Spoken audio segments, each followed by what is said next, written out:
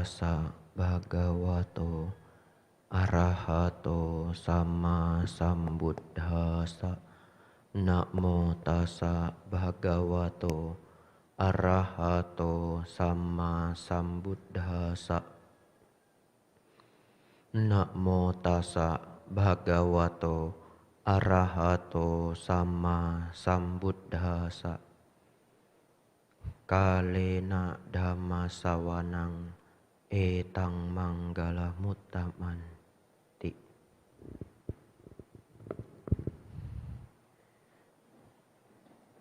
Yang termuliakan Bhikkhu Sangga,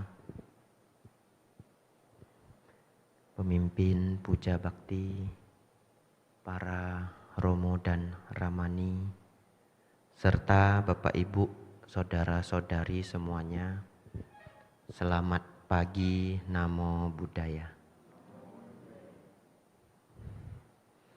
Bapak Ibu Saudara, memang Wihara Dhamma Sundara ini unik.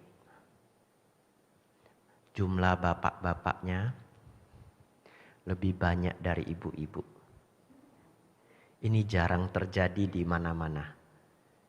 Biasanya di kota lain, di provinsi lain, jumlah para saudari upasikanya lebih banyak. Tapi ini hal yang baik ya. Ya jumlah tidak soal ya. Jumlah tidak soal. Bapak Ibu Saudara,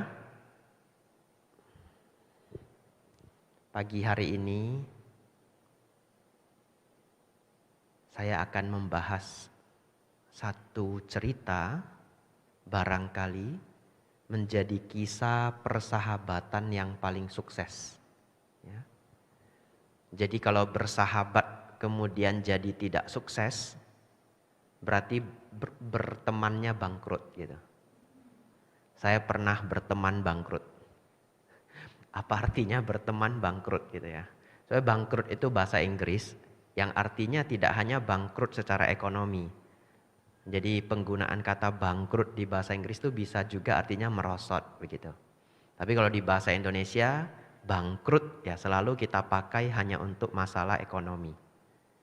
Dulu waktu saya kuliah, sebelum jadi biku, semester 1, semester 2, semester 3 salah berteman.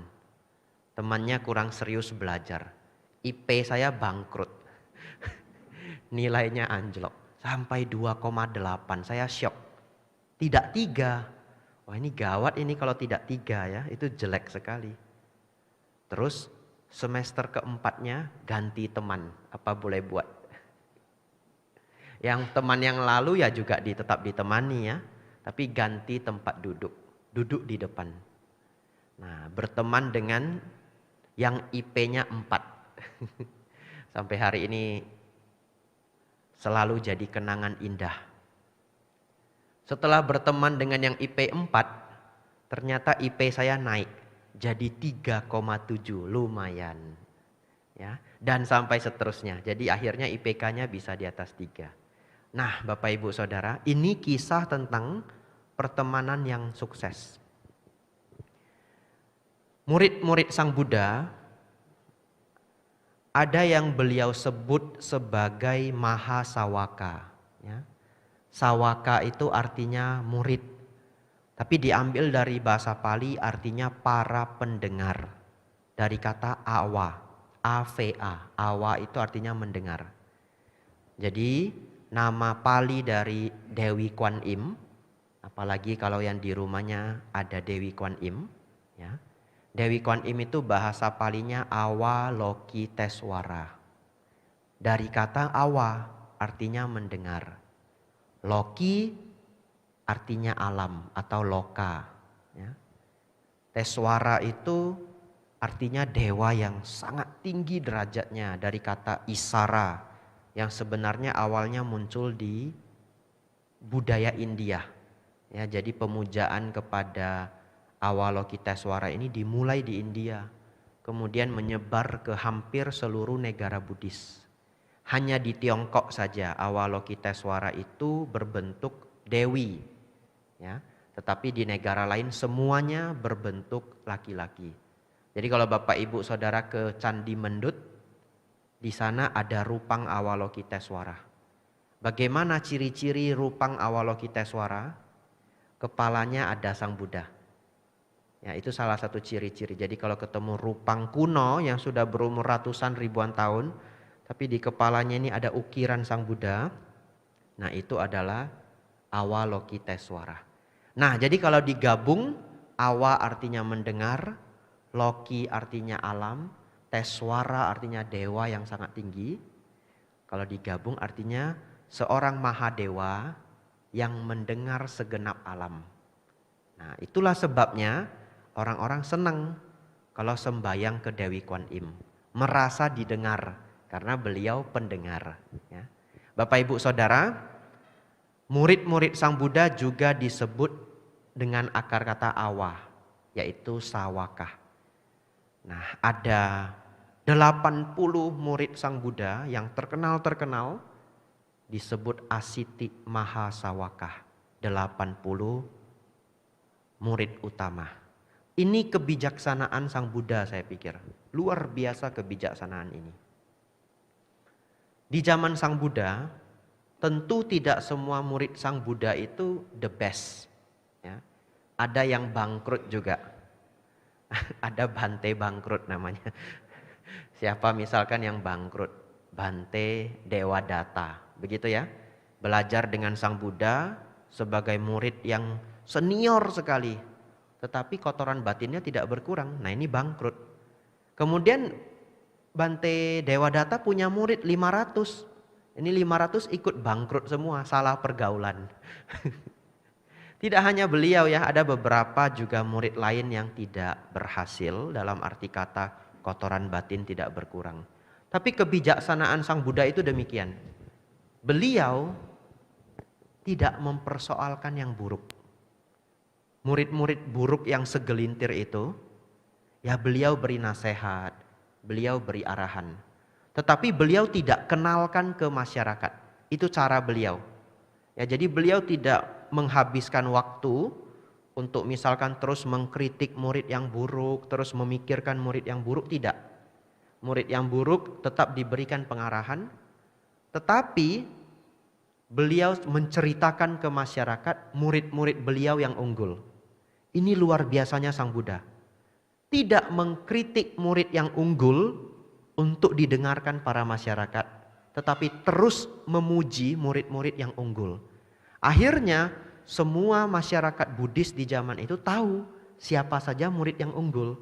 Tapi kalau ditanya siapa murid yang bangkrut tadi, enggak tahu. Mereka juga enggak tahu. Artinya Sang Buddha fokus ke yang baik saja. Ini barangkali bisa Bapak Ibu lakukan juga.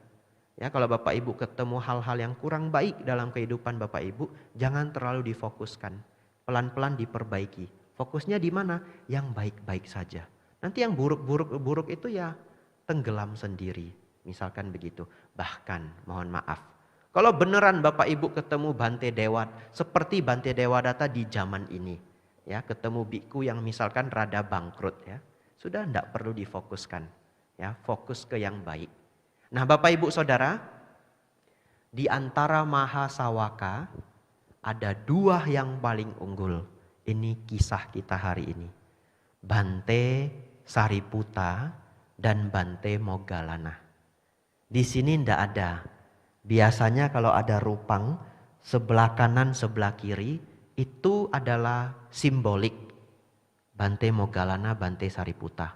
Sebelah kanan, Bante Sariputta. Sebelah kiri, Bante Moggallana. Tadi sebelum ke sini saya naik ke atas dulu ngecek. Ada enggak Bante Moggallana, Bante Sariputta? Rupanya ada. Tapi lagi dibungkus kain. Nanti silakan naik ke atas. Yang ingin lihat ya, sedang terbungkus karena sedang renovasi. Ya. Saya tidak tahu apa saja yang diperbaiki. Nanti boleh tanya ke Pak Bekti. Di atas itu sedang perbaikan. Nah, Bapak Ibu Saudara, ini kisah persahabatan luar biasa. Bante Sariputta Moggallana dulu kecilnya adalah anak dari seorang yang sangat kaya. Mungkin orang terkaya di desa mereka masing-masing. Jadi mereka tinggal di desa yang berdekatan. Ya, mungkin kalau di sini Solo, Wonogiri ya, berdekatan. Dan di antara mereka berdua, ya anak orang paling kaya. Mungkin ya, karena sudah 2600 tahun yang lalu belum ada data sensus. Kalau zaman sekarang ada data sensus. Dulu saya punya guru sekolah, kasihan. Beliau mengatakan waktu kecil, beliau itu data sensus terakhir, termiskin dari yang termiskin. Iya beneran ada. Jadi kalau nanti cek di Google, di sensus itu ada termiskin, nanti ada termiskin. Nah guru saya dulu katanya di antara termiskin itu ada 3. Beliau yang terakhir. Jadi termiskin dari yang termiskin. Kasihan. Tapi di sana beliau cerita demi memotivasi kita. Beliau cerita, dulu saya sekolah pensil saja pinjem. Kalian begitu beruntung dulu ya ketika saya SMP. Dan beliau adalah guru yang sangat semangat. Sampai hari ini terngiang-ngiang saya wajah beliau. Apalagi kadang kalau saya ingin mengisi dhamma. Kenapa? Beliau itu guru paling disiplin. 3 menit sebelum lonceng bermain itu selesai, beliau sudah berdiri dari kantor guru. Ini yang cerita guru lain. Beliau sudah berdiri packing tas. Kalau guru yang lain masih santai-santai. Sudah lonceng 5 menit baru datang toh. Biasanya guru itu tidak plek lonceng terus tiba. Tapi kalau bapak ini 3 menit sebelum lonceng beliau sudah packing. Dan itu kelihatan aneh bagi guru-guru lain. Guru-guru lain, ini guru kok kerajinan gitu ya. Merusak nama baik kita kan begitu ya. Kalau ada satu yang terlalu rajin, yang lain jadi terusak nama baiknya. Terus mereka bakal ngasih tahu, Pak, kok buru-buru Pak? Begitu ya. Dan guru ini menjawab baik sekali. Sambil guyon, mencerdaskan kehidupan bangsa. Dia ambil tasnya terus dia jalan. Beneran. Nah, jadi kadang-kadang saya ingin mengisi dhamma itu saya punya semangat beliau. Mencerdaskan umat Buddha, begitu ya. Terus saya jalan. Nah Bapak Ibu Saudara. Nah, 2 sahabat ini berteman baik. Mereka selalu bermain bersama karena mereka ya the best of the best di desa masing-masing. Kalau main panahan barengan, kalau pergi mancing barengan, dan yang lainnya. Dan mereka sangat sering ketemu kalau ada festival. Dan saya pikir di zaman dulu tidak ada TV, tidak ada internet, jadi festival itu sering. Itu hiburan satu-satunya. Nah mereka bertemu dari kecil sampai tumbuh dewasa. Satu ketika calon Bante Sariputta yang sebelah kanan Sang Buddha, ya beliau terkenal dengan murid paling bijaksana setelah Sang Buddha. Jadi setelah Sang Buddha siapa paling bijaksana? Bante Sariputta. Kita setiap Kamis ada kelas sutta. Mungkin satu ketika kita akan belajar sutta yang dari awal sampai habis itu diungkapkan oleh Bante Sariputta, bukan Sang Buddha. Yang penasaran nanti datang Kamis jam 7 sambil iklan. Nah, saya selalu rajin iklan. Nah, Bapak Ibu Saudara, Bante Sariputta, calon Bante Sariputta lantas berpikir, kehidupan seperti ini apa maknanya ya? Kita bermain, dan ini mereka sudah dewasa. Bermain, festival, bermain lagi, setiap hari seperti ini. Toh 100 tahun ke depan, semua orang yang kita temui sudah tidak ada. Itu perenungan beliau. Toh 100 tahun ke depan, semua orang yang kita temui sudah tidak ada. Lantas apa makna waktu yang terlewati ini? Gitu. Lantas apa makna kehidupan? Mereka tidak bisa menjawab. Lantas Sariputta mengajak Moggallana, ayo kita cari tahu apa makna kehidupan yang sebenarnya. Akhirnya mereka sepakat, ya. Jangan lupa ya, seperti saya selalu cerita, ini bahasanya seperti bahasa sastra. Jadi dalam kata akhirnya mereka sepakat, kita tidak tahu itu berapa tahun. Ya. Persis kalau saya cerita orang baca novel, setelah sakit hati, lantas Mina diet dan kemudian dia kurus. Enak saja, lantas diet terus kurus gitu ya. Nah orang diet ya ada waktunya, kadang sudah 1 tahun yang tidak kurus-kurus. Kenapa dietnya? Besok saja dietnya. Pas sudah tekad diet temannya bawa bakso, baksonya dimakan juga. Loh tapi kamu diet, oh besok aja dietnya. Kan begitu ya, setahun ya enggak kurus-kurus. Ya jadi ini bahasa sastra. Akhirnya mereka berdua sepakat keluar meninggalkan kehidupan duniawi. Nah, menarik sekali. Di sini beliau berdua menemukan seorang guru. Gurunya namanya Sanjaya. Guru ini sangat aneh. Jadi di antara 6 guru paling terkenal di Jambudipa. Jambudipa itu nama kunonya India. Artinya pulau jambu. Nah, di antara 6 guru terkenal, beliau salah satunya. Beliau mengajar dengan cara yang sangat aneh. Namanya ajaran geliat belut.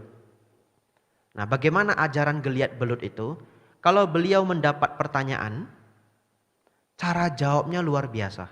Kalau dulu kan saya ngajari cara jawabnya tidak gampang, tidak gampang. Ini kalau masih yang ingat ya. Dia juga punya cara yang aneh.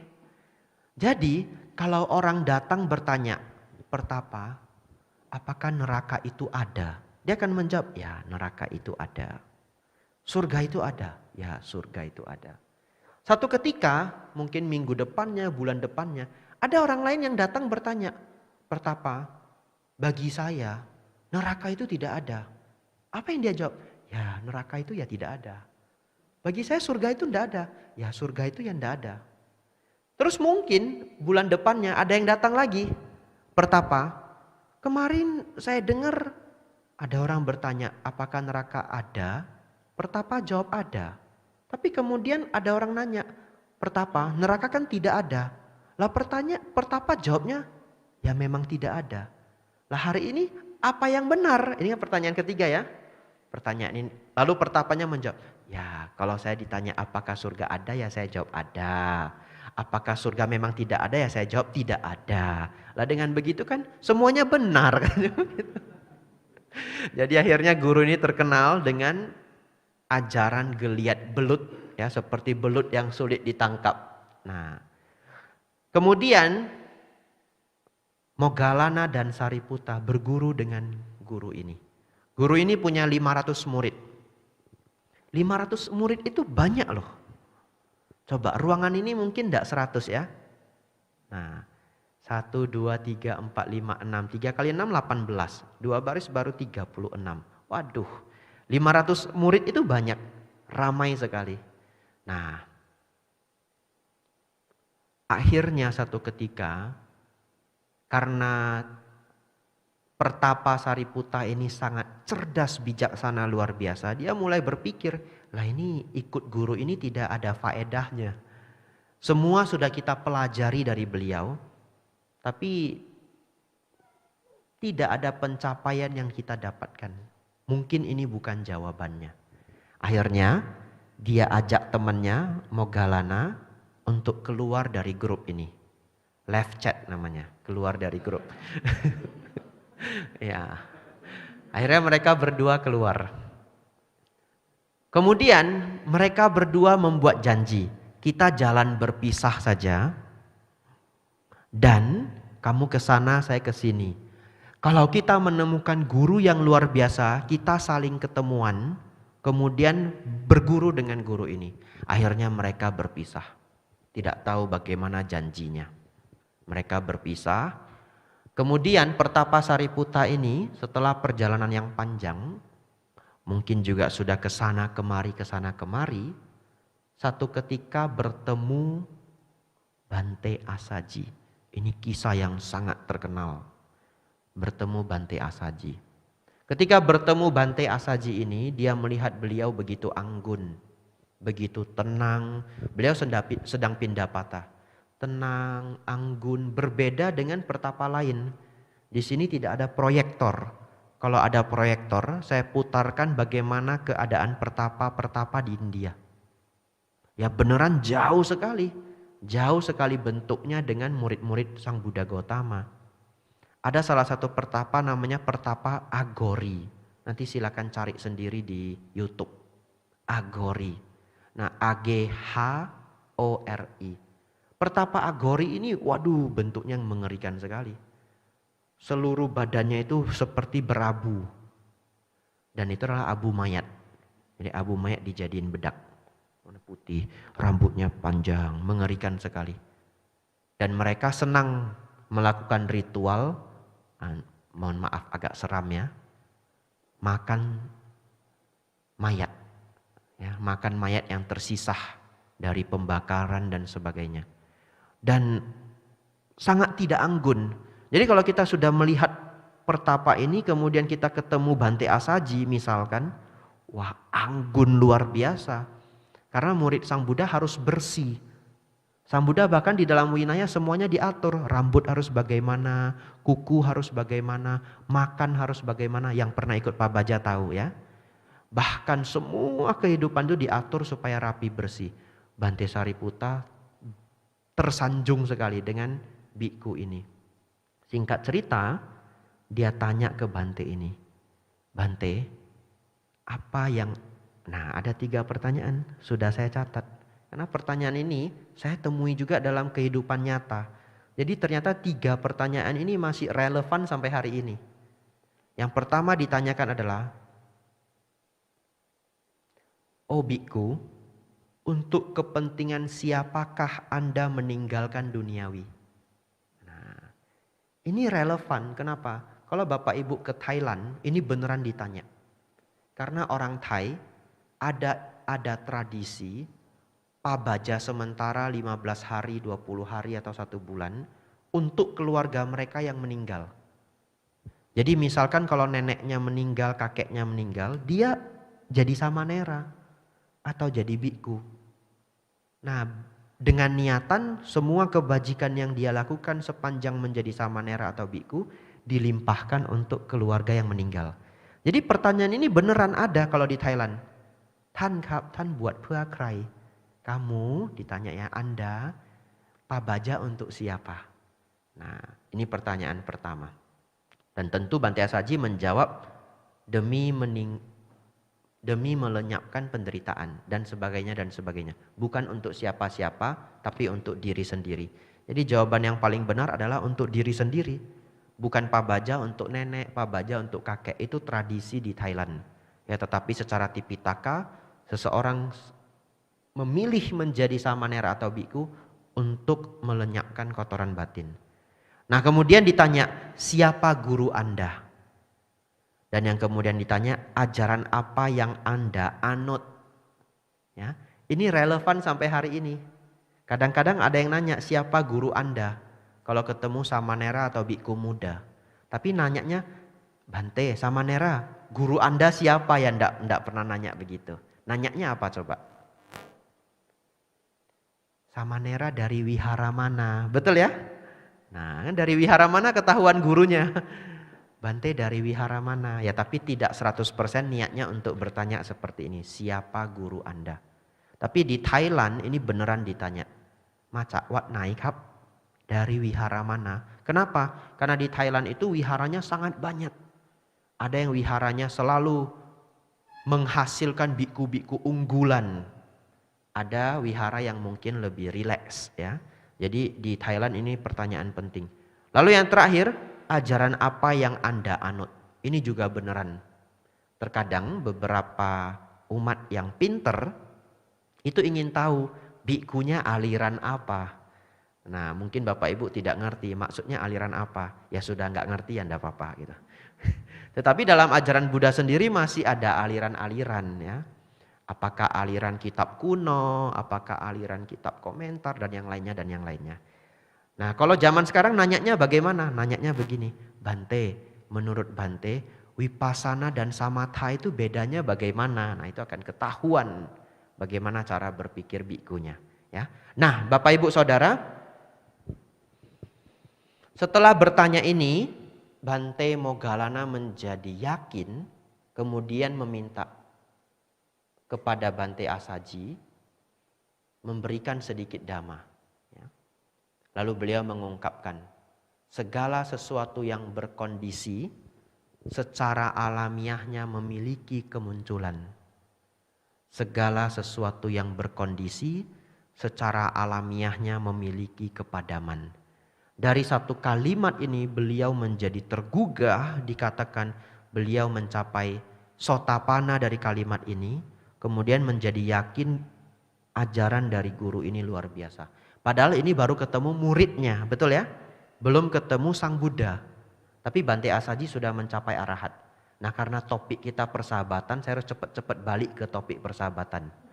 Kalau tidak nanti saya ngalur ngidul namanya ya. Apa istilahnya bahasa Jawanya?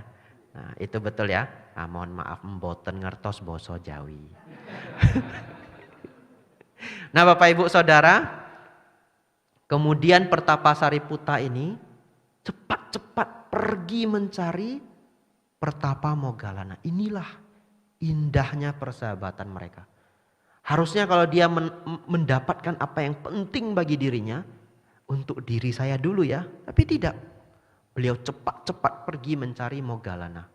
Kemudian akhirnya setelah bertemu Moggallana, dia ceritakan apa yang dia dengar dari Biku Asaji. Pasti lebih banyak dari 2 kalimat itu. Ya. Tetapi karena kita mendengarnya dari suta dan itu bahasa sastra ya, kita hanya tahu 2 kalimat penting itu. Bante Moggallana pun menjadi tergugah.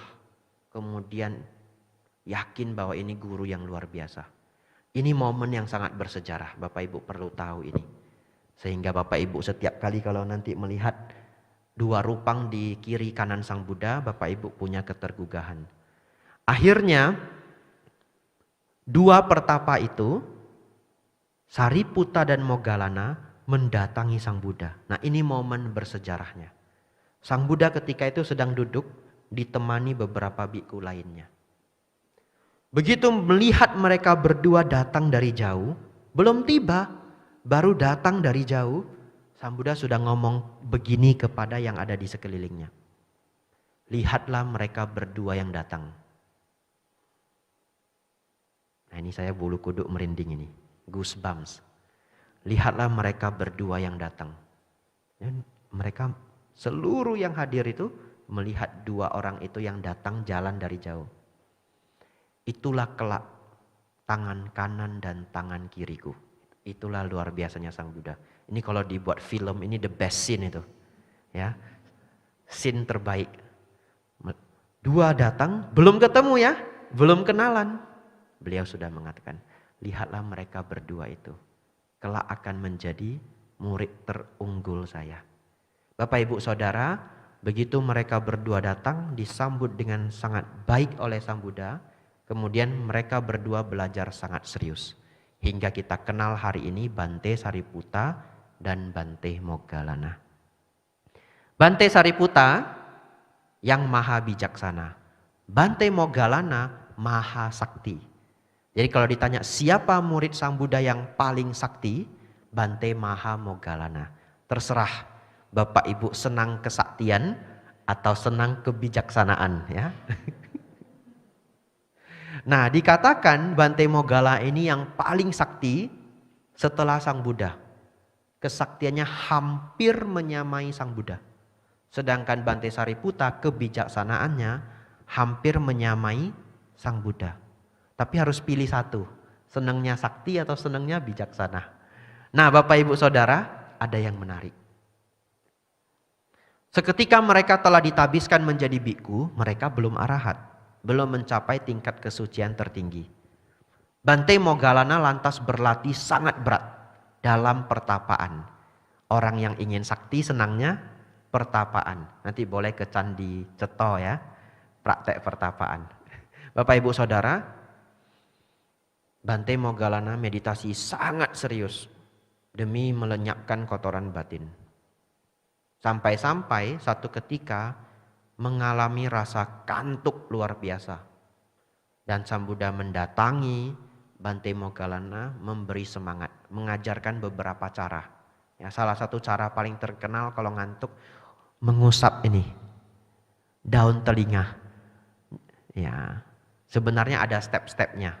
Step yang pertama merenungkan Dhamma. Kemudian melihat bintang. Kemudian menekan langit-langit mulut. Supaya rasa kantuk itu hilang. Nah step terakhir mengusap-ngusap telinga supaya rasa kantuk itu hilang. Ya. Kalau masih kantuk Bante, ya pergi tidur saja. Memang sudah tidak ada obatnya. Tapi Sang Buddha tidak suruh Bante Moggallana tidur ya. Nah, jadi kalau Bapak Ibu ikut retreat satu ketika, kemudian melihat ada orang sibuk-sibuk menggosok telinga, bolak-balik menggosok telinga, Bapak Ibu tahu dia sedang meniru Bante Moggallana ya. Tapi kalau sampai sudah setengah jam gosok terus sampai mengganggu lingkungannya, Bapak Ibu tepuk saja. Bu, pergi tidur saja. Tidur gitu ya. Ini luar biasanya Ajahn Brahm di Australia, yang punya kesempatan satu hari mungkin bisa berkunjung di Perth ya. Wihara apa namanya? Mungkin Bodhinyana ya. Saya belum pernah ke sana. Ajahn Brahm itu kalau melihat peserta terlalu ngantuk ya disuruh tidur. Serius, ya silakan istirahat dulu ya. Itu caranya Ajahn Brahm.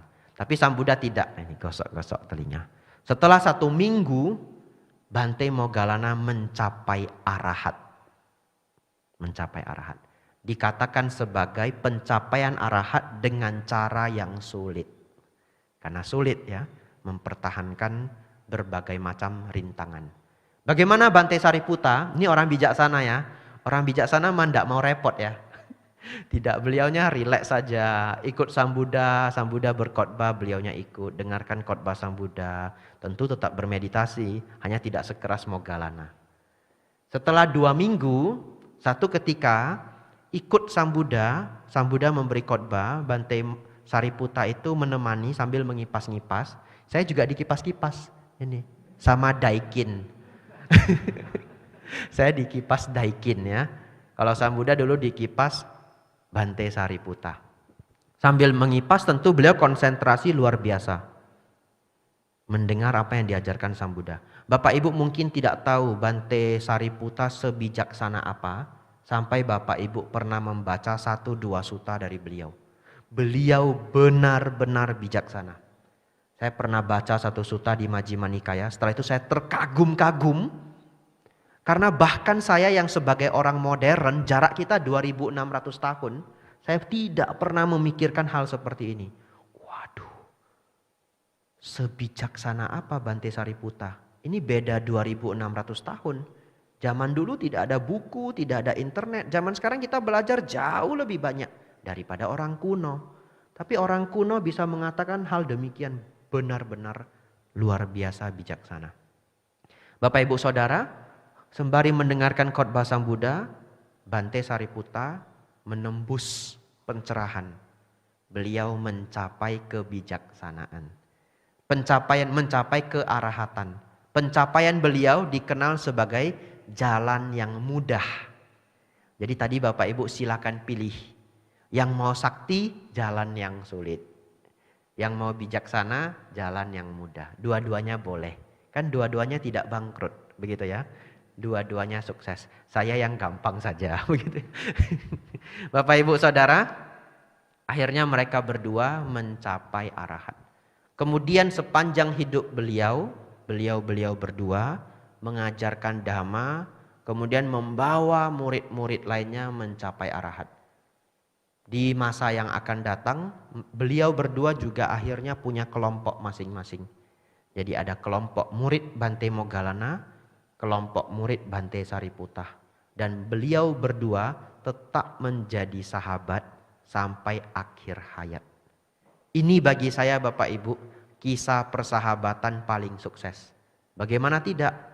Karena beliau berdua bersahabat sampai pencapaian nibbana.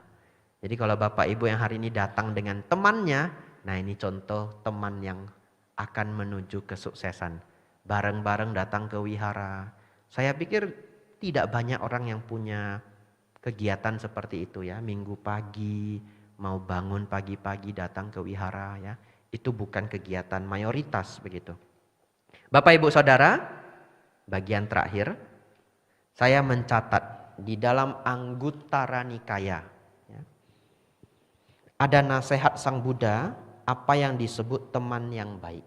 Ya. Ini Bapak Ibu hafal nanti. Ya. Tapi tidak keluar ujian, jangan khawatir. Yang pertama, jadi sebenarnya di dalam syair Anguttara Nikaya itu lebih seperti puisi.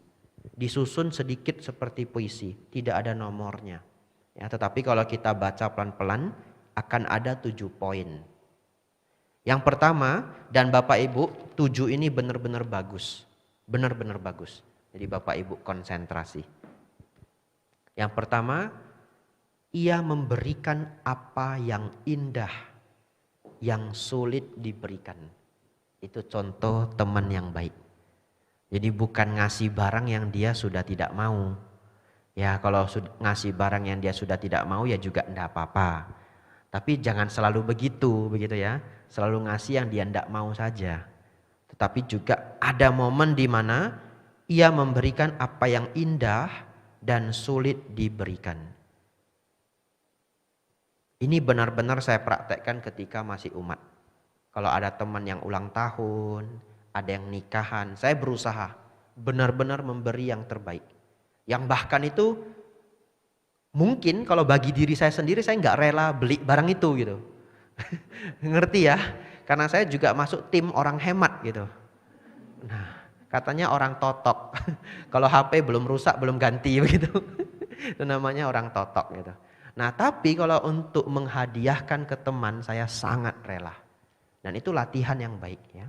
Bapak Ibu Saudara, yang kedua, melakukan apa yang sulit dilakukan. Ya, itu ciri-ciri teman yang baik. Dia mau melakukan apa yang sulit dilakukan.